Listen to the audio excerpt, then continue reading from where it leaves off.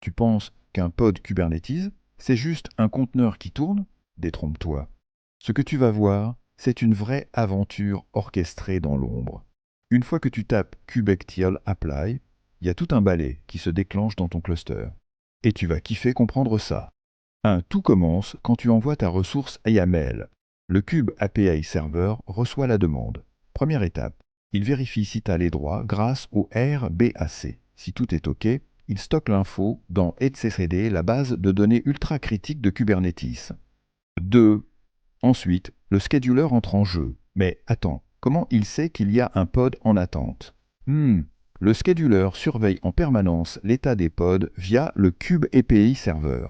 Dès qu'un pod est créé mais n'a pas encore de nœud assigné, il reste dans un état pending. Le scheduler repère cet état pending et commence à chercher un nœud adéquat. 3. Une fois le nœud trouvé, le kubelet reçoit l'ordre d'agir. Il va alors demander au container runtime, genre container ou Docker, de lancer les conteneurs définis dans ton pod.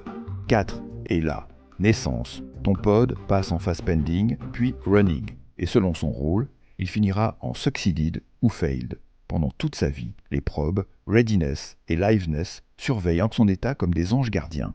5. Et voilà. Ton pod est vivant, prêt à servir, monitoré, scalable et totalement intégré dans ton cluster.